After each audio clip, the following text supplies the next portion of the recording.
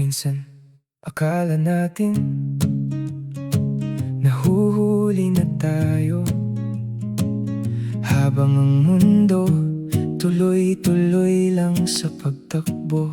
Nandito tayo, hinahanap pa rin kung saan ba talaga papunta. Pero baka hindi naman karera ang buhay, baka dahan-dahan lang talaga ang pagdating ng mga pangarap.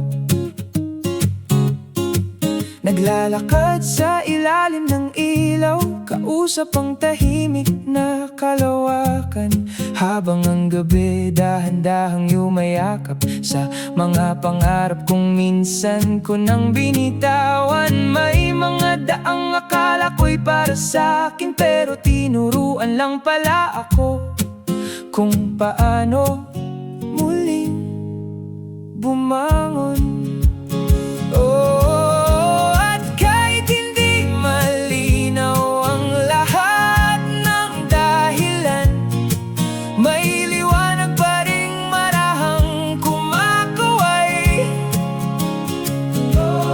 Parang sinasabing hindi ka nawawala, papunta ka pa lang. Sa ilalim ng mga bituin, unti-unti kong naiintindihan, hindi pala kailangang mauna para manalo sa buhay. At bawat maling liko, bawat gabing naluluha, may dahilan kung bakit nandito pa rin ako. Kaya hihinga muna ako, dahan-dahang mangangarap, dahil may mga himalang dumadating nang hindi minamadali. Hindi minamadali. May mga araw na gusto ko nang sumuko, habang tahimik kong ikinukumpara ang sarili sa mundong laging nauuna. Pero natutunan kong ang bulaklak ay hindi nagmamadali para lang matawag na maganda. At kahit ang buwan dumaraan muna sa dilim, bago muling magliwanag.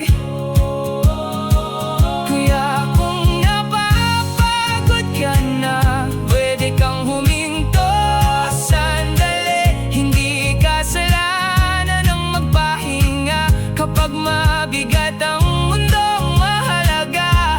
Hindi mo nakakalimutang bumangon muli, bumangon muli.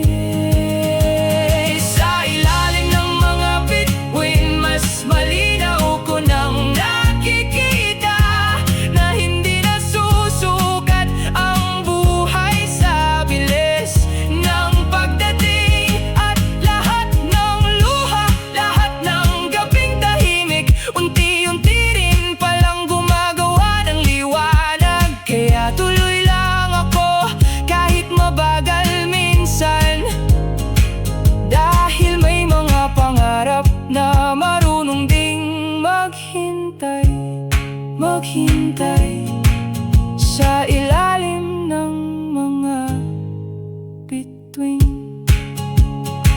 At baka balang araw, kapag lumingon tayo, maiintindihan din natin kung bakit kailangang pagdaanan ng lahat.